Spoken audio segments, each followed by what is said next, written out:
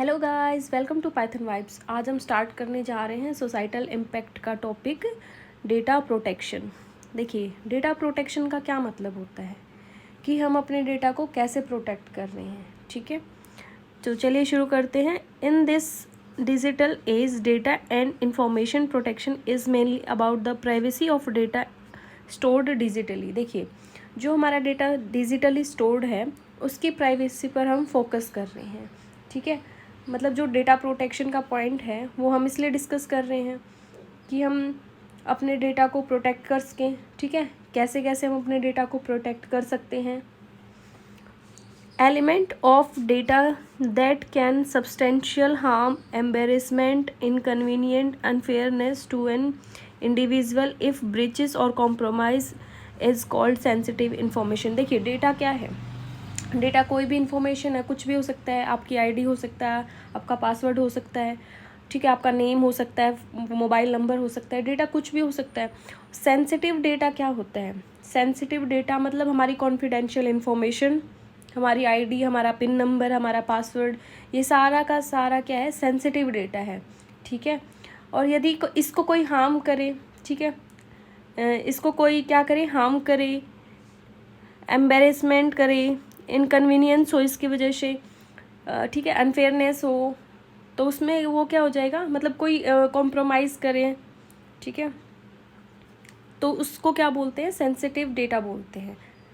जो मतलब हम किसी के साथ शेयर नहीं करना चाह रहे हैं, ठीक है, हमारी परमिशन के बिना हमारा कोई डेटा यूज़ ना करे, हम ये चाहते हैं, ठीक है, उसको हम सेंसिटिव इन्फॉर्मेशन बोलते हैं। जैसे हमारा पिन नंबर हो गया, वो हम किसी के साथ शेयर नहीं कर सकते, तो वो किस में आ गया? हमारे एक सेंसिटिव इन्फॉर्मेशन, सेंसिटिव डेटा के अंदर आ गया। ठीक है, एग्जाम्पल क्या है? Example of sensitive data are including biometric information हमारी, ठीक है, हेल्थ इन्फॉर्मेशन होगी हमारी, फाइनेंशियल इन्फॉर्मेशन और अदर इन्फॉर्मेशन, पर्सनल डॉक्यूमेंट, और जो सारे के सारे हमारे पर्सनल डॉक्यूमेंट हो गया, इमेज हो गई, ऑडियो, वीडियो, ये सब किस में आता है? पर्सनल डेटा में आता है।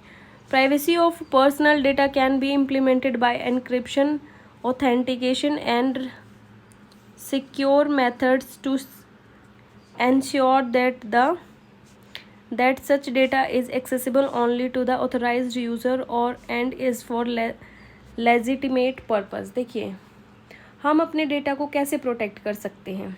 हम अपने डेटा को एनक्रिप्ट करके प्रोटेक्ट कर सकते हैं, मतलब एनक्रिप्शन कर सकते हैं, उस डेटा को चेंज कर सकते हैं, मीन्स उस पर कुछ न कुछ मेथड्स लगा सकते हैं जिससे हम अपने डेटा को एनकोड कर सकते हैं।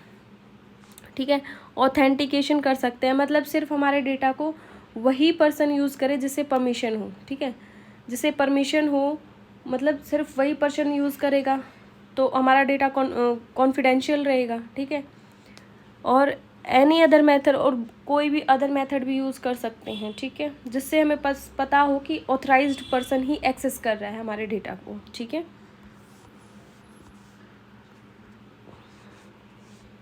All over India each country has its own data protection policies. देखिए, all over India, all over world में जो है, हर एक कंट्री के पास खुद की डेटा प्रोटेक्शन की कुछ पॉलिसीज़ होती हैं। These policy are legal document that provide guideline to the user on processing, storage, transmission of sensitive information. और ये पॉलिसीज़ में क्या होता है? गाइडलाइंस होती हैं कि हमें कैसे अपने डेटा को प्रोसेस करना है, कैसे स्टोर करना है, कैसे ट्रांसमिट करना है सेंसिटिव इन्फॉर्मेशन को। ठीक है, और मोटिव क्या होता है इसके पीछे? कि हमारे डेटा को प्रोटेक्ट करना होता है। ठीक है, motive behind implementation of these policies to ensure that sensitive information is appropriate protect from the modification और डिस्क्लोजर। मतलब जो हमारी सेंसिटिव इन्फॉर्मेशन है, जो हमारी सेंसिटिव इन्फॉर्मेशन है वो क्या रहे? प्रोटेक्ट रहे किसी भी मॉडिफिकेशन से या डिस्क्लोजर से। मतलब कोई भी उसको मॉडिफाई ना कर सके, चेंज ना कर सके हमारे सेंसिटिव इन्फॉर्मेशन को। उसके पीछे बस यही मोटिव है। ठीक है, नेक्स्ट है हमारा IPR। देखिए, IPR क्या होता है? इंटेलेक्चुअल प्रॉपर्टी राइट होता है ये। मान लीजिए, देखिए ये क्या कह रहा है? When someone own a house or a motorcycle, we say that a person own that property. Similarly, if someone come out with the new idea, this originally idea is that person's intellectual property। देखिए, जब आप कोई भी house खरीदते हैं या motorcycle खरीदते हैं तो वो आपकी प्रॉपर्टी मानी जाती है, क्योंकि उसके पास आपके पास उस चीज़ के लीगली डॉक्यूमेंट वगैरह होते हैं।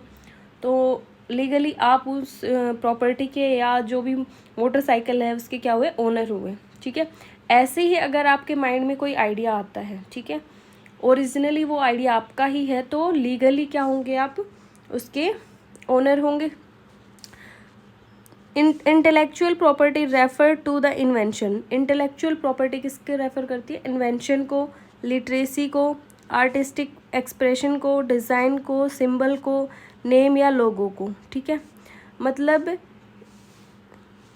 जो इंटेलेक्चुअल प्रॉपर्टी है वो किसको रेफ़र कर रही है, मतलब कोई भी इन्वेंशन की हो आपने, ठीक है, तो अगर आपने इन्वेंशन की है तो आप ही उसके ओनर होने चाहिए। ठीक है, तो इन्वेंशन को, लिटरेसी को, आर्टिस्टिक एक्सप्रेशन को, कोई डिज़ाइन हो या कोई सिंबल हो, कोई नाम हो, लोगो हो, इन सब को क्या करते हैं, रेफ़र करती है।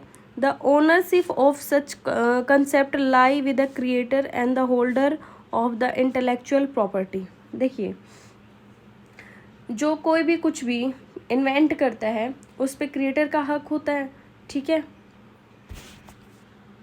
दिस एनेबल द क्रिएटर और copyrighter owner to earn recognition and financial benefit by using their creation और इन्वेंशन। देखिए, मान लीजिए आपने कोई इन्वेंशन की है, ठीक है, तो आप ही उस इन्वेंशन के क्या हुए, क्रिएटर हुए, तो अर्न करने का भी हक जो है आपको ही है, मतलब उसके थ्रू जो भी बेनिफिट होंगे फाइनेंशियली, तो उनका हक भी आप ही को है। ठीक है,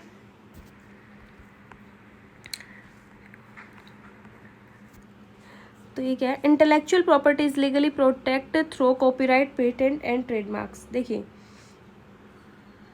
जो हम 3 तरीके से हैं, क्या कर सकते हैं, प्रोटेक्ट कर सकते हैं लीगली। ठीक है, इंटेलेक्चुअल प्रॉपर्टी को हम 3 तरीके से क्या कर सकते हैं, लीगली प्रोटेक्ट कर सकते हैं। फर्स्ट वन क्या है हमारा, कॉपीराइट,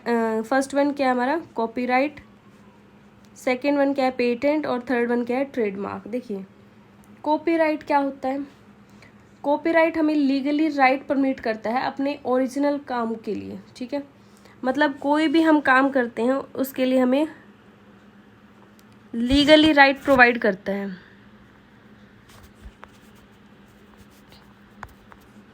राइट प्रोवाइड करता है, एक second,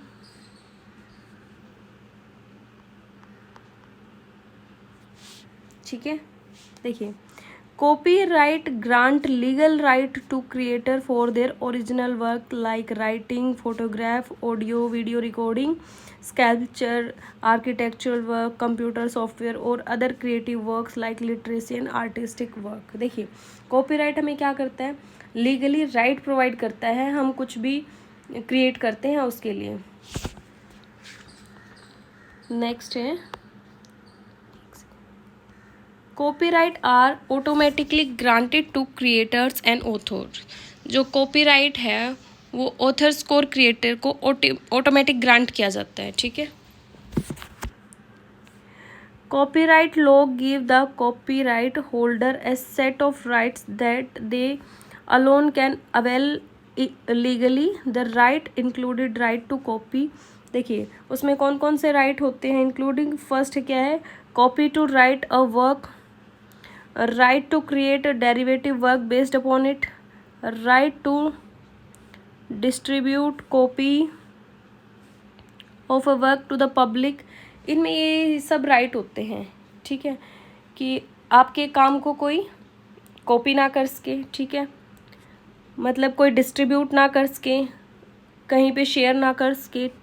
right to public display और परफॉर्म द वर्क, आपके वर्क को कोई पब्लिकली डिस्प्ले ना कर सके। ठीक है, it prevent other from copy using selling the work. ये क्या करता है, बचाता है आपके काम को या फिर आपकी इन्वेंशन को या फिर आपके क्रिएटर जो आपने क्रिएट किया है उसको कोई और कॉपी ना कर सके और सेल ना कर सके। ठीक है, ये उस चीज़ के लिए काम करता है। ठीक है, यहाँ पे एग्जांपल दिया है कि कोई राइटर थे कैल्पिंग, जिनके पास क्या था, एक कॉपीराइट था नोवेल का, जो नोवेल था द जंगल बुक। ठीक है, जो क्या बताता है, स्टोरी बताता है मोगली की, द जंगल बॉय मोगली, उसकी स्टोरी बताता है। तो it would be infringement of a writer's copyright if someone use a part of novel without permission to use others copyright material, one needed to obtain license from them. देखिए, अगर किसी को उस novel का part भी use करना है तो उसके लिए उनको परमिशन लेनी पड़ेगी, ठीक है। नेक्स्ट है हमारा पेटेंट। देखिए, पेटेंट क्या होता है, पेटेंट ग्रांट होते हैं इन्वेंशन के लिए, मतलब आप कुछ नया करते हैं, ठीक है, उसके लिए आपको ग्रांट किया जाता है पेटेंट, ठीक है।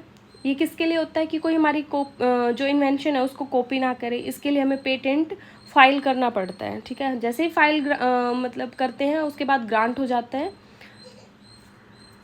ठीक है। तो चलिए पढ़ते हैं। A patent is usually granted for invention, मतलब इन्वेंशन के लिए ग्रांट किया जाता है patent. Unlike copyright, the invention needed to apply for patenting the invention. देखिए, अगर हमें मतलब हमारे जो इन्वेंशन है उसको प्रोटेक्ट करना है तो उसके लिए हमें क्या करना पड़ेगा, फाइल करना पड़ेगा पेटेंट के लिए, ठीक है। When a patent is grant, जब पेटेंट ग्रांट हो जाता है, owner gets an exclusive right to prevent others from using, selling, distributing the protected invention. तो उसको जो क्रिएटर है, जो इन्वेंटर है, उसको क्या हो जाता है, कुछ राइट्स मिल जाते हैं कि कोई उसके जो इन्वेंशन है उसको यूज़ नहीं कर सकता, उसको सेल नहीं कर सकता और उसको डिस्ट्रीब्यूट नहीं कर सकता, ठीक है। तो वो अपने डेटा को प्रोटेक्ट, मतलब अपनी इन्वेंशन को प्रोटेक्ट कर सकता है, ठीक है। Patent give full control to the patentee to decide whether and how invention can be use by other. Patent grant होने के बाद उसको पूरा हक मिल जाता है कि कोई उसकी इन्वेंशन को कैसे यूज़ करेगा या दूसरों के द्वारा वो कैसे यूज़ किया जाएगा, उसको पूरा हक मिल जाता है, पूरा राइट मिल जाता है, ठीक है। एक second. It encourage inventor to share their scientific and technological finding with others. A patent protect an invention for 20 year after it can be freely use. देखिए, जो पेटेंट का यूज़ करके हम क्या कर सकते हैं, जो हमारी टेक्नोलॉजिकल हैं, साइंटिफिक फाइंडिंग्स हैं, उसे शेयर कर सकते हैं दूसरों के साथ, ठीक है। और जो पेटेंट है वो हमारी इन्वेंशन को 20 साल तक प्रोटेक्ट कर सकता है, उसके बाद वो फ्रीली यूज़ होने लग जाती है, ठीक है। मतलब कोई भी इन्वेंशन जो है वो 20 साल तक ही मानी जाएगी, मतलब 20 साल तक वो इन्वेंशन मानी जाएगी, उसके बाद उसको जैसे फ्रीली यूज़ करने लग जाते हैं लोग। अब जैसे बल्ब है, मतलब जो बल्ब का आविष्कार किया था तो वो क्या हुआ, 20 साल तक इन्वेंशन माना गया उसको, ठीक है। उसके बाद सबको पता है कि भाई बल्ब है, ये फ्री है। पहली बार जब बना तो वो कुछ नया था, ठीक है, तो उसका मतलब इन्वेंशन हुई थी तो लोगों को नई चीज़ लगी थी, तो उस इन्वेंशन को 20 साल तक इन्वेंशन माना जाएगा, उसके बाद वो फ्रीली यूज़ करने लग जाएंगे लोग, उसके बाद वो उस पर जो है पेटेंट का कोई भी राइट लागू नहीं होगा, ठीक है। नेक्स्ट है हमारा ट्रेडमार्क। ट्रेडमार्क क्या होगा, trademark includes any visual symbol, name, design, slogan, label that distinguish the brand or commercial enterprise from other brand or commercial enterprise। देखिए, एक ब्रांड के प्रोडक्ट डिज़ाइन को किसी दूसरे अदर ब्रांड के प्रोडक्ट डिज़ाइन से अलग करता है, मतलब एक ब्रांड को दूसरे ब्रांड से डिस्टिंग्विश करता है, मतलब अलग दिखाता है, ठीक है। तो उसको हम क्या बोलते हैं, ट्रेडमार्क बोलते हैं। जैसे no company other than Nike can use Nike brand to sell their shoes और क्लॉथ। देखिए, नाइकी जो कंपनी है उसके अलावा कोई भी कंपनी उनके ब्रांड को लोगो यूज़ करके अपने शूज़ को और अपने क्लॉथ्स को सेल नहीं कर सकता है, ठीक है।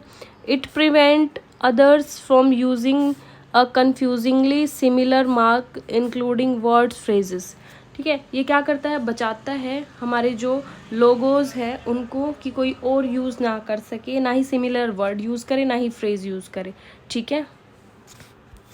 अब नेक्स्ट है वायलेशन। वायलेशन क्या होता है, उल्लंघन। जो हमने ऊपर IPR पढ़े हैं उनका उल्लंघन, ठीक है। तो उल्लंघन कैसे होगा, पहला है हमारे पास प्लेगरिज्म, ठीक है। जो हमारे ऊपर मतलब ऊपर जो 3 रूल दिए हुए हैं उनको जो फॉलो ना करेगा, उनको फॉलो नहीं करेगा तो उल्लंघन हो जाएगा आईपीआर का, ठीक है। तो पहला है हमारे पास प्लेगरिज्म। प्लेगरिज्म क्या होता है? देखिए प्लेगरिज्म क्या होता है, मतलब आप किसी और के काम को कॉपी करके अपना काम दिखाएंगे। जैसे कोई असाइनमेंट दी गई है आपको, ठीक है, आपने उस असाइनमेंट को करना है तो आपने क्या किया, कुछ पोर्शन उठाया नेट से और आपने कॉपी करके अपने असाइनमेंट में कॉपी कर दिया, ठीक है, और उसको अपना काम दिखाया आपने, क्योंकि असाइनमेंट तो आपने ही बनाई है, ठीक है। तो ये क्या हो गया, प्लेगरिज्म के अंडर आ गया ये, ठीक है। With the availability of internet we can instantly copy और शेयर टेक्स्ट, पिक्चर, वीडियो, ठीक है। हम क्या करते हैं, इंटरनेट की अवेलेबिलिटी में क्या करते हैं, हम इंस्टेंटली कॉपी कर लेते हैं, शेयर कर लेते हैं टेक्स्ट को, पिक्चर को, वीडियोस को, ठीक है। प्रेजेंटिंग समवन एल्स आइडिया और वर्क एज ओन्स वर्ड और आइडिया और वर्क इज कॉल्ड प्लेगरिज्म। देखिए क्या करना, किसी और के आइडिया को, किसी और के काम को अपना आइडिया और अपना काम बताना, ठीक है, वो क्या कहलाता है, प्लेगरिज्म कहलाता है, ठीक है। If we copy some content from internet, जैसा कि मैंने आपको बताया था कि अगर हम इंटरनेट से कुछ कॉपी करते हैं but do not mention the source और द ओरिजिनल क्रिएटर, अगर हम ओरिजिनल क्रिएटर या सोर्स का नीचे नाम लिख देते हैं तो ठीक है, लेकिन अगर ओरिजिनल क्रिएटर और सोर्स का नाम मेंशन नहीं करते हैं तो वो किसके अंडर आता है, वो एक्ट ऑफ प्लेगरिज्म के अंडर आता है, ठीक है। If someone drive an idea or a product from an already existing idea or a product, अगर कोई आइडिया पहले से ही मौजूद है, ठीक है, और उसी आइडिया को कोई क्या करता है, प्रोड्यूस करता है, तो वो नई इन्वेंशन के अंदर या न्यू आइडिया के अंदर नहीं आएगा, वो भी किसके अंडर आएगा, वो प्लेगरिज्म के अंडर आएगा, ठीक है। और ये क्या है, एक सीरियस एथिकल ऑफेंस है, sometime consider as act of fraud, कभी मतलब ये एक्ट ऑफ फ्रॉड भी माना जाता है, ठीक है। If we even if we take content from content that are open for public use, we should cite the author and source to avoid plagiarism। देखिए अगर कोई कंटेंट ओपन है पब्लिक यूज़ के लिए, ठीक है, तो भी हमें क्या करना चाहिए, ऑथर का नाम और सोर्स वहाँ पे मेंशन करना चाहिए, किसको अवॉइड करने के लिए, प्लेगरिज्म को अवॉइड करने के लिए, ठीक है। नेक्स्ट है कॉपी इन्फ्रिजमेंट। देखिए कॉपी इन्फ्रिजमेंट क्या होता है, copy infringement is when we use other person's work without obtaining their permission to use or we have not paid for it if it is being sold. देखिए जब हम किसी और other person का work बिना उसकी परमिशन के use करते हैं, या फिर अगर वो सोल्ड आउट कर रहा है और हम उसको पे नहीं करते हैं, ठीक है, तो उसको बोलते हैं कॉपी इन्फ्रिजमेंट, ठीक है। Suppose we download an image from internet and use it in our project. मान लीजिए हम कोई इमेज डाउनलोड करते हैं इंटरनेट से और उसको अपने प्रोजेक्ट पे यूज़ करते हैं, ठीक है, but if the owner of the copyright of the image does not permit its free use, then using such an image even after giving reference of the image in our project it is a violation of copyright। देखिए अगर हम उस image को अपने project में use कर रहे हैं, ठीक है, चाहे हमने उसको रेफरेंस भी दे रखा हो इमेज का, तो भी क्या होगा, वो वायलेशन में आएगी, ठीक है, वायलेशन ऑफ कॉपीराइट में आएगी, ठीक है। Just because it is on the internet it doesn't mean that it is free for use. अगर कोई भी चीज़ इंटरनेट पे है तो इसका मतलब ये नहीं है कि वो फ्री है यूज़ करने के लिए, ठीक है।